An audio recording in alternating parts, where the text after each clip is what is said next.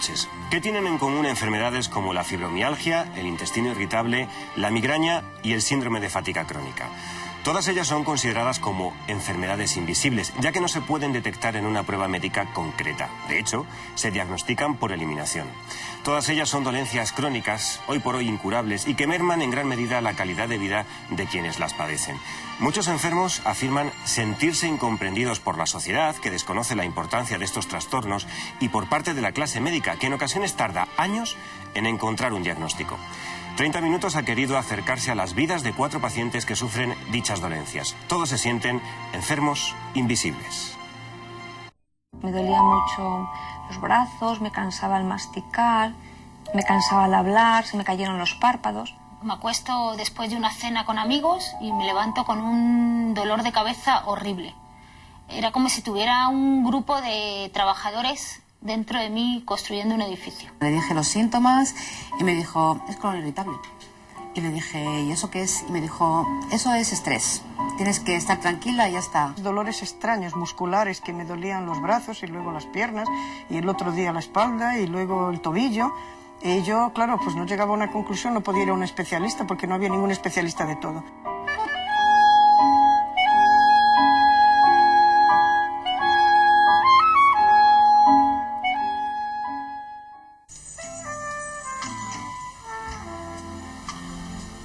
Un 12% de la población española padece migrañas, una enfermedad considerada invisible. Judith sufre migrañas desde 1999. Además del intenso dolor de cabeza, cada ataque conlleva vómitos, náuseas e hipersensibilidad a la luz y al ruido. En la actualidad, Judith trabaja de comercial. Sabe que sus migrañas son hereditarias y crónicas. Nunca olvidará su primera crisis. Yo realmente no me asusté, no sabía que me iba a durar 3 o 4 días. Yo pensé que al día siguiente me levantaría bien. Estuve vomitando por lo menos un par de días y adelgacé un montón, en 4 días por lo menos 5 kilos. Mi madre es ATS, entonces decidí llamarle y contarle pues, que me dolía la cabeza y que estaba vomitando. Entonces primero me dijo que tenía que tomar algo para cortar el vómito para que luego el analgésico para la cabeza me hiciera efecto. Al mes tuve otra, enseguida. Y al mes otra, entonces me di cuenta que era serio. Decidí llamar al neurólogo y ya me dijo que ya que había tenido iba a tener más o menos siempre, si no llevaba una dieta equilibrada, una vida sana, con comida sana y sobre todo descanso, durmiendo 8 horas, etcétera, etcétera, iba a tener migrañas incómodas. Migraña es una cefalea primaria en la que tiene unas condiciones o características. Número 1, que cede en menos de 72 horas, como máximo, entre 1, 2 o 3 días. 2, que puede recurrir, lógicamente, y generalmente tiene que haber 5 episodios para poder decir que eres migrañoso. En términos generales, como es un fenómeno que aparece en la adolescencia, pues en general una persona adulta ya ha padecido más de 5 episodios. Y la curiosidad es que entre fenómeno y fenómeno estás como si no tuvieras nada, es una enfermedad episódica. Tan exagerado como plantearme dejar de hacer una vida social, no. Pero no compensarme, por ejemplo, tomarme 3 copas de vino y una copa, sí. O sea, yo salía por la noche, pero estuve un tiempo que es que no tomaba nada más que agua. Si eres una persona normal, activa, como soy yo, tampoco soy una histérica, pero normal, activa, pues el estrés, por ejemplo, nadie lo puede controlar. Tienes estrés, pues tienes estrés. Pero, por ejemplo, la alimentación sí que la puedes controlar. Tomar más o menos cosas a la plancha, no muchas grasas, no tomar, por ejemplo, demasiado chocolate, que es una de las cosas que da, o muchos huevos. Muchos migrañosos, en su afán casi neurótico de la búsqueda y captura de un porqué, pues le echan el muerto efectivamente a alimentos, a bebidas, a alcoholes, a quesos, a chocolates, etcétera, que es cierto que en ocasiones son desencadenantes. Pero en otras ocasiones el principal desencadenante, por mucho que uno quiera buscar, es el estrés. La situación psíquica de tensión emocional en una persona que es susceptible genéticamente de tener migraña, carga, digamos, como la cisterna de un retrete, carga hasta que se dispara y se detona. Los primeros síntomas de la fibromialgia llegaron a la vida de Paloma hace 18 años. Se trata de una enfermedad reumática que provoca dolor alrededor de los tendones, ligamentos y músculos. Cualquier esfuerzo físico le puede provocar a Paloma una crisis. La intensidad de ese dolor es variable, también lo es su localización. La fibromialgia suele presentarse entre los 40 y los 50 años, con un claro predominio de mujeres respecto a hombres, en una proporción de 9:1. No se conoce una causa definitiva que provoque la enfermedad. Además del dolor crónico, muchos pacientes también presentan, entre otros, problemas de memoria, fatiga extrema y alteraciones del sueño.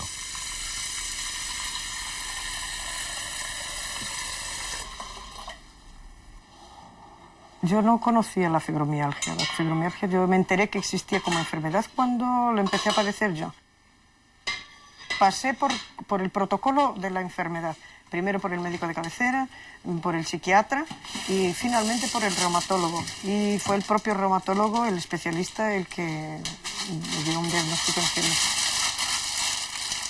Yo he tenido varias ventajas. La primera, que yo soy una persona que tengo un umbral de dolor alto. O sea, yo nunca he sido una persona, siempre he tenido buena salud y no soy una persona quejica, por decirlo de alguna forma. Con lo cual, cuando yo empecé así, yo, como te digo, yo misma dudé bastante de qué es lo que me estaba ocurriendo y tardé bastante en ir al médico y ver lo que estaba ocurriendo. El diagnóstico es un diagnóstico clínico, es decir, nosotros juntamos los síntomas que nos cuenta el paciente y entonces hacemos los análisis y las pruebas complementarias para descartar la existencia de patologías parecidas. Una vez que las pruebas y las radiografías que pedimos no nos hablan de otra enfermedad, el diagnóstico que llegamos por conclusión es precisamente este, ¿no? Lo ideal sería que encima hubiera una prueba analítica que nos dijera esto es una fibromialgia o esto es una fatiga crónica. Hoy por hoy no existe esa prueba. A quien se lo diagnostican, como a mí, a los 40 y pico años, 40 y muchos, pues tienes que cambiar en muchas cosas radicalmente, incluso tu trabajo. O sea, si tu trabajo es un trabajo de movimientos repetitivos, si tienes que hacer algún esfuerzo físico mayor, esto no lo vas a poder hacer. Entonces, el cambiar todas tus costumbres y dar la vuelta es lo que es más difícil que la propia enfermedad.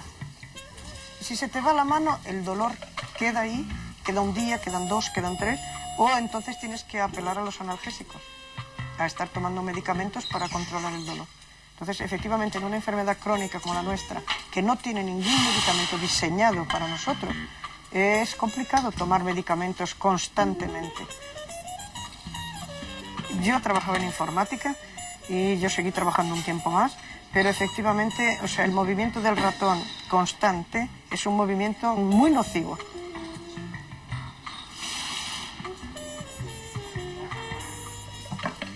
Tampoco puedo hacer, por ejemplo, pues comidas que yo tenga que estar mucho tiempo dándole vueltas revolviendo la comida, porque la puedo revolver de vez en cuando, pero no puedo estar en una comida que tenga que estar, por ejemplo, 20 minutos o 25 revolviendo, porque ni puedo hacer el movimiento de revolver, ni puedo estarme quieta los 25 minutos.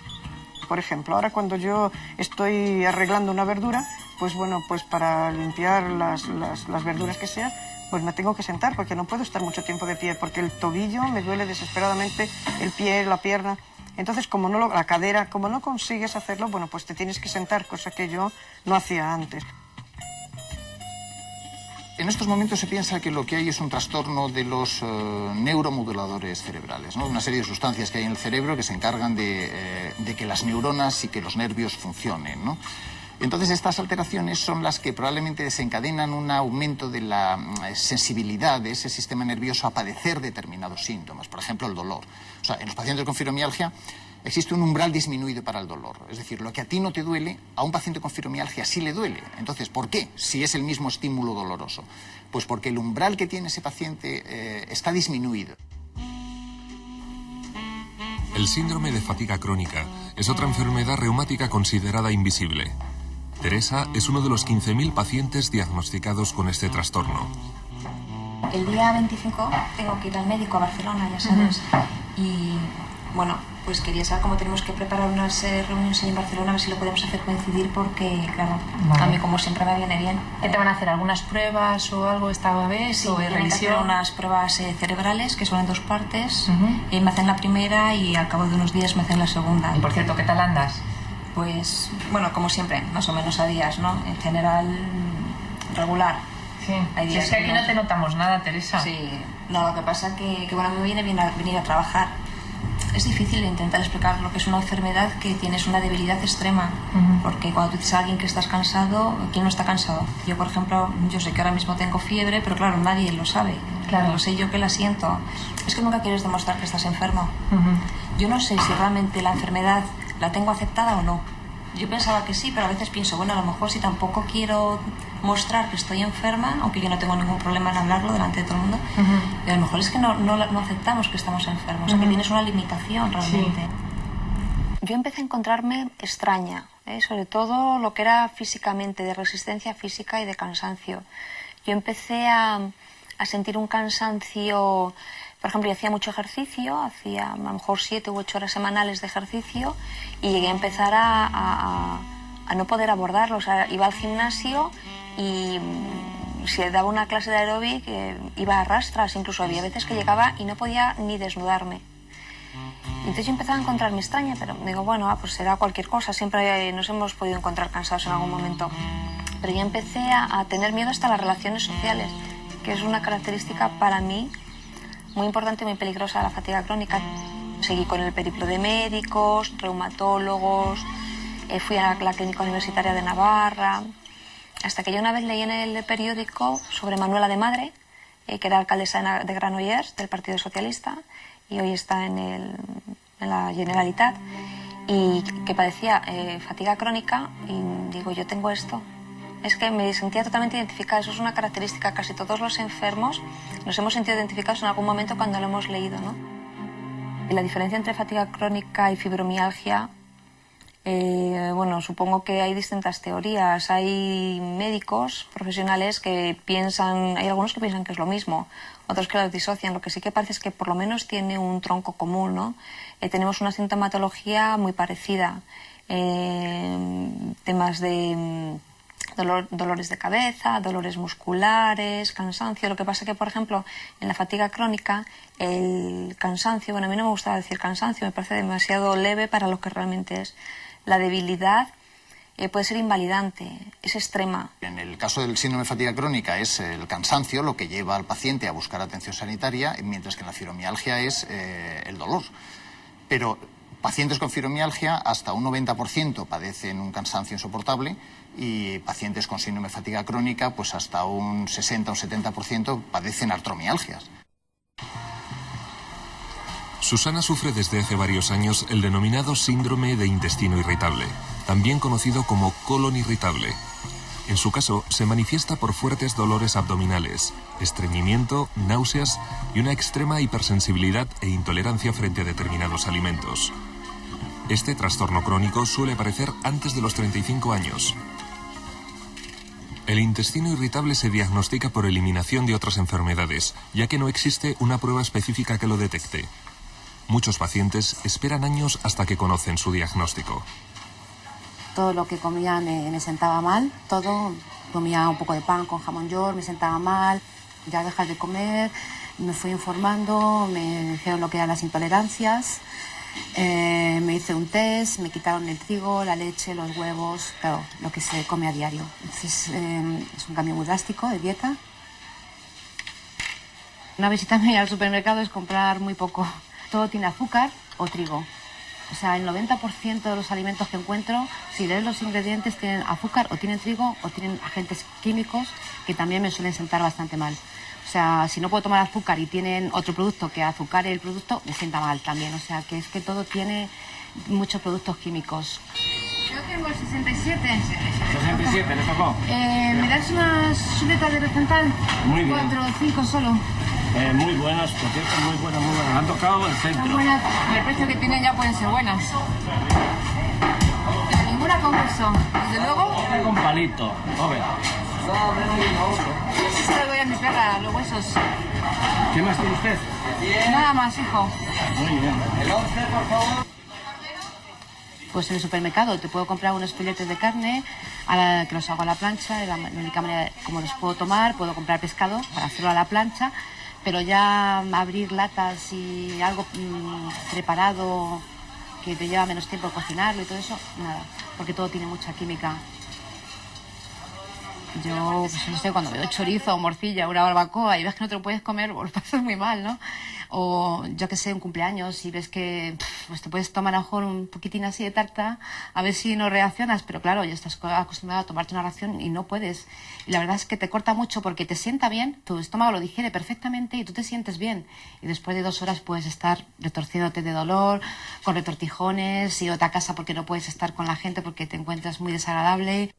Una crisis aguda, pues desde la diarrea al estreñimiento o a quedar con ganas y no poder, de tener como alguien que te está dando patadas por dentro, de tirarte al suelo retorcida de dolores, de no saber qué hacer, de tener frío, de tener calor, de tener una angustia, de querer llorar, o sea, puede ser muy desesperante. Normalmente esas angustias me duran 1 hora, 1 hora y media, luego suelo volver un poco a mí misma, pero cuando me dan es algo horrible. El colon irritable hay que vivirlo para entenderlo, es realmente desagradable. A veces pienso, ojalá tuviera cualquier otra cosa que tuviera arreglo, aunque fuera más grave. Existen varios mitos. El primer mito, o quizás más que mito, error generalizado, es no atribuirle la importancia que tiene esta enfermedad, no tanto desde el punto de vista del paciente, sino desde el punto de vista médico. Muchos médicos, compañeros, más antiguamente que en la actualidad, dicen a los pacientes, eso no es nada, eso no tiene ninguna importancia, eso son gases. No, esto es una enfermedad que está descrita, que tiene sus criterios diagnósticos, que tiene su importancia y como estoy diciendo, poco a poco se está consiguiendo concienciar a la sociedad de que se trata de un trastorno severo. Aproximadamente en España se calcula que puede haber hasta entre un 3,5-7% de la población que sufre colon irritable y yo creo que cada vez, gracias a Dios, se está consiguiendo que la gente se está dando cuenta que es una enfermedad importante que puede influir decisivamente en la calidad de vida. Con un ataque de migrañas gordo vomitando no se puede trabajar, pero con un dolor de cabeza fuerte o principios de migraña, pues vas a trabajar y estás hecha polvo todo el día, cerrando los ojos, sin ganas de nada. Es una de las peores cosas que hay.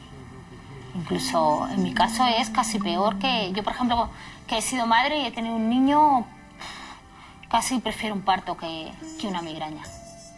La divulgación es muy poca. O sea, yo, por ejemplo, sé porque tengo migrañas y porque he ido a un neurólogo, pero hay mucha gente, incluso familia mía, que no va al neurólogo, tiene migrañas y no se plantea, por ejemplo, ir a la especialista a que le mire.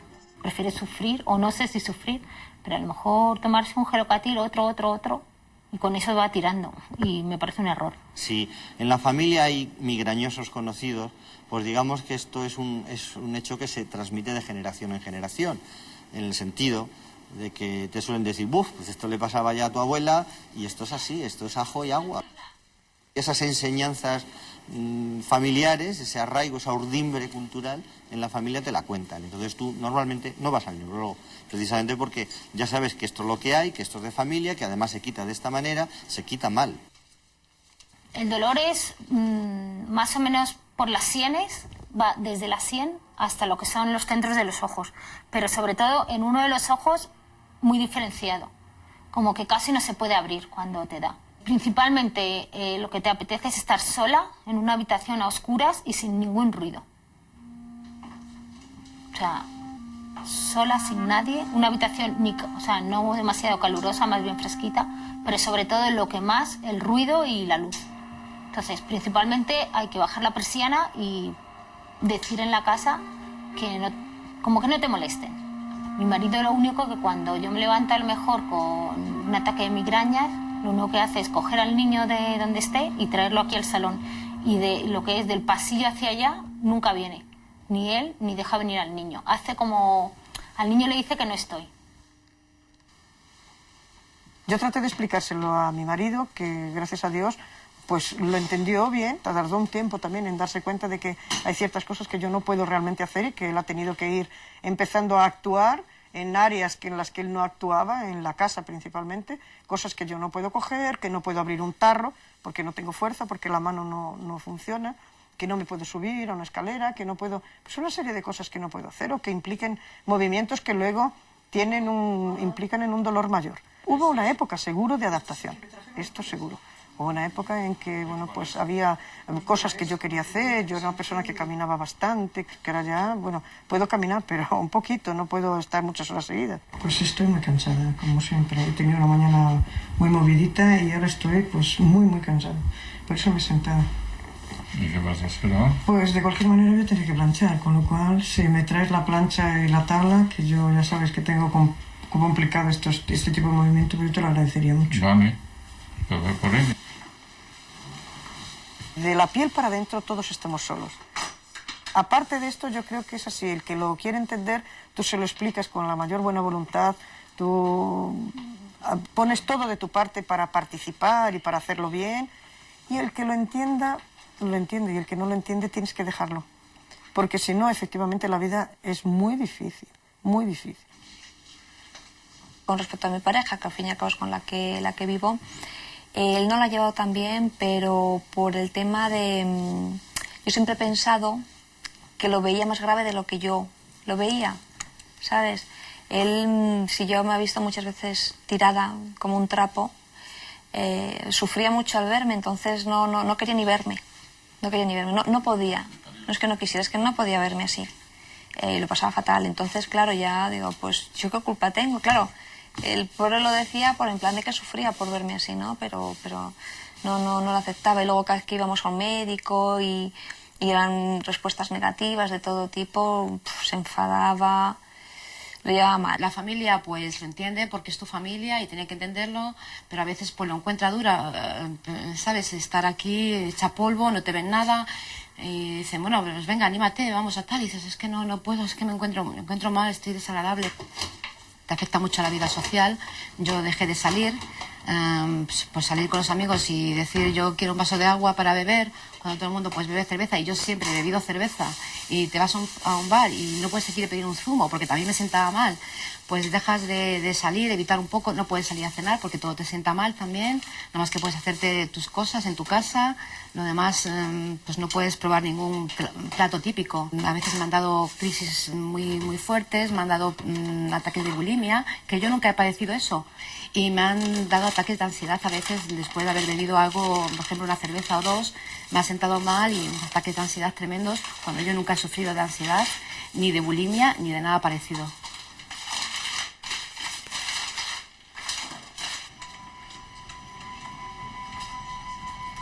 Tengo un trabajo muy bonito, trabajo en temas relacionados con la cultura, y entonces he consumido siempre mucha cultura, cines, teatros, de todo. Me ha gustado mucho salir, me ha gustado mucho hacer ejercicio, deporte, y de todo eso lo único que suelo mantener, lo que procuro mantener es el trabajo. Lo demás, mi jornada laboral termina a las 3 y me vengo a casa. Si algún día tengo una cena, una cosa excepcional, tengo que tener una preparación tremenda. Acostarme por el día, en fin, muchas veces que ni te compensa. Por ejemplo, no sé, estamos viendo una película y tú me preguntas qué acaba de decir ese actor y yo no lo he oído y lo he oído perfectamente, pero soy incapaz de repetírtelo porque se me acaba de olvidar en este momento. Afecta mucho a la memoria y a la concentración. Yo decidí ir a un psicólogo porque, bueno, yo no me encontraba tranquila. Yo llegué al psicólogo extenuada psicológicamente, cansada, o sea, el mismo cansancio que tenía físico, pero tenía psicológico, y ya no abordaba las cosas con tranquilidad ni con serenidad, o sea, ya iba como atontada. Hacemos lo que llamamos un tratamiento multidisciplinar. En la fibromialgia y en el síndrome de fatiga crónica particularmente se ha demostrado que el ejercicio físico, un antidepresivo que hay que se llama amitriptilina, que precisamente no la damos a dosis antidepresivas, la damos a dosis muy por debajo de lo que sería la dosis terapéutica antidepresiva, que son a partir de 75 miligramos y nosotros estamos dando 25 miligramos, pero es un antidepresivo. Y algún tipo de analgésico o mezcla de analgésicos son las 3 únicas medidas que han demostrado claramente tener el mayor grado de eficacia en el tratamiento de estas enfermedades. Lo que se trata de hacer es una fisioterapia montada sobre la fibromialgia, de forma que sean movimientos muy leves, siempre muy suaves, pero que no se paren. Bueno, vamos a empezar con el estiramiento. Colocáis las colchonetas en el suelo. Ejercitar todos los grupos musculares para que ninguno de ellos se quede tremendamente rígido y pierdas más el movimiento. Cuanto más rigidez, esta enfermedad tiende a una rigidez que luego te hace perder los movimientos. Si a un paciente que te viene con fatiga le dices que tiene que hacer ejercicio, que ya de por sí parece que es un contrasentido, si no es capaz de entenderlo o tú no eres capaz de explicarte lo suficientemente bien como para que el paciente entienda esa aparente paradoja, pues estamos apañados ya de entrada. Muchas veces, para intentar convencer a los pacientes de este tema, les digo siempre lo mismo. O sea, usted imagínese un futbolista que solo jugara el sábado y el domingo al fútbol, ¿no? Pues lo lógico es que tuviera montones de lesiones, ¿no? Entonces, para eso, para jugar el partido del domingo, lo que tiene que hacer es entrenarse los otros 5 o 6 días de la semana. Antes de tener la medicación, la peor época era más o menos una vez al mes.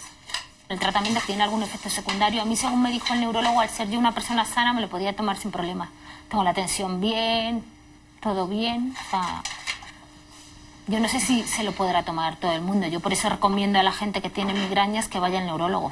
Nosotros preconizamos muchas veces que hay que tratar con triptanes de entrada. Claro, dice, es que el triptán vale perras, vale dinero, efectivamente, vale dinero.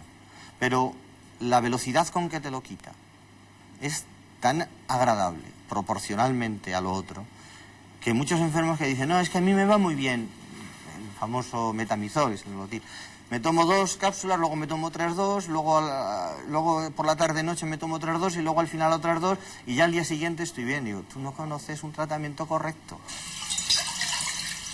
Yo personalmente conozco a una persona que tenía tantos dolores que estaba dispuesta a cualquier cosa, la seccionaron parte del colon y esa persona ha seguido con sus dolores.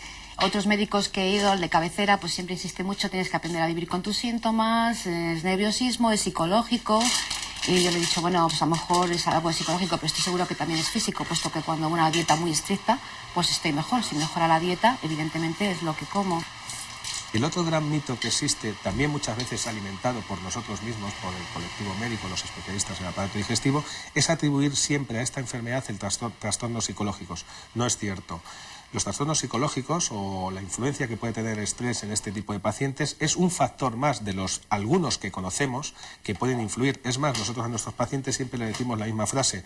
Usted puede tener una crisis de dolor abdominal o puede tener una crisis del síndrome de intestino irritable mientras está de vacaciones con su familia, feliz de la vida. ¿Por qué? Porque el colon no está dependiendo directamente de lo que usted está pensando, lo que está sintiendo en ese momento. A partir de desarrollar el colon irritable, me ha empeorado mucho el estrés. O sea, yo voy a trabajar 8 horas y eso para mi intestino es un estrés. Para mí, no. Yo tengo que correr al autobús y puedo correr al autobús, pero mi intestino reacciona mal. Y yo estoy trabajando 8 horas y para mí eso no es un estrés, es un trabajo normal y corriente. Sin embargo, mi intestino reacciona. Llega ya un momento que es que ya me da lo mismo. Llegas a pensar barbaridades como ojalá tenga un cáncer y pueda decir que tengo cáncer. En fin, pasas por todos los estadios. Incluso llega un momento que es el que yo particularmente tengo ahora, me da un poco lo mismo ya. O sea, pero no es por decir que es que tiras la toalla, sino que, bueno, ya como que lo aceptas y dices, bueno, pues me ha tocado. Y yo ya voy a los médicos que voy, que sigo yendo a Barcelona, y cuando me dicen, ¿y por qué no vas a osteópata? ¿Por qué no tal? No tengo ganas ya de ir a ningún sitio. Es que yo ya no tengo fuerzas. Ya me quedo con lo que tengo y, bueno, pues simplemente vives el día a día. Susana se reúne semanalmente con otros enfermos de colon irritable. Desde Coslada están ayudando a formar una asociación de afectados como un equipo de autoayuda. No es una verdadera asociación hasta ahora. Lo que pasa es que, por ejemplo, esta mañana me han llamado 3 o 4 personas que están bastante interesadas en también entrar en la asociación. Sí, habrá unos cuantos de miles de personas que sufren esto, pero claro, si no saben dónde acudir, pues es difícil, pero se nos puede ir de las manos. Tú ya sabes que cada enfermo es un caso distinto y entonces todos tenemos un caso distinto, o sea, no somos todos iguales.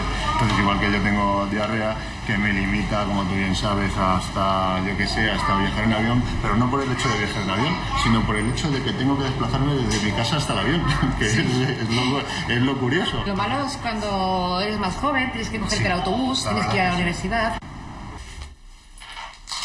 Otras asociaciones de pacientes, como Afibrom, tienen ya varios años de experiencia en la ayuda a personas diagnosticadas, en este caso con fibromialgia. Paloma trabaja allí como asesora, ya que cuenta con su propio testimonio sobre la enfermedad. ¿Tú eres fibromialgica? Sí.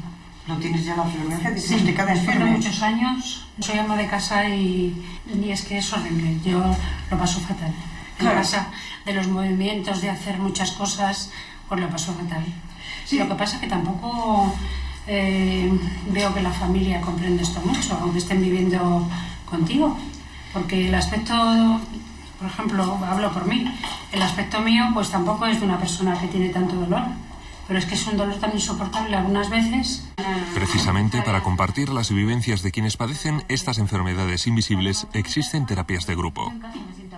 Yo que, pues igual, yo en mi caso, mi familia, mi pareja, mis hijos y tal, tengo el apoyo, yo incluso estoy sorprendido del apoyo que tengo, favorablemente, pero no sé, yo observo siempre, quizás es que me preocupo mucho de observarlo, no lo sé, pero ¿cómo estará hoy? O sea, el entorno que yo veo a mi alrededor es un poco de que me miran y ¿cómo estará hoy? ¿Estará hoy un poquito mejor o estará hoy un poquito...? Entonces, claro, es aquello que no saben si ayudarte, si no ayudarte. Yo en mi caso no. En mi caso es al contrario. Lo asume mejor mi familia es la que me frena y yo soy la cabezona que tiro hasta no puedo más. A lo mejor es una Quizás cuestión que de no tiempo, será ¿sabes? tiempo De asumir la enfermedad. Sí, según mi familia cree que debo asumirlo en lugar de luchar de frente. Sí, y yo lo que hago es ir en contra y luchar y Es que es como un río estrello, revuelto. Si me estrello. luchas contra, peor. O sea, mejor, ¿sabes lo que te digo? Relájate y déjalo correr. La verdad es que desde que vengo aquí se me ha quitado un poco el complejo de enferma, aunque lo esté. Porque veo que yo pensaba que era algo de la edad, que me iba a dar... Sí, por la memoria, que llevaba unos años con la memoria y que estaba menopáusica y que estaba... Entonces cuando veo que hay tanta juventud aquí que está como yo, entonces se me ha quitado un poco el complejo de enferma, porque es cuando lo he empezado a asimilar mejor. Pero yo dije, bueno, ahora en mi caso, vivir duele, o sea, para mí vivir es igual a dolor, pues entonces tengo que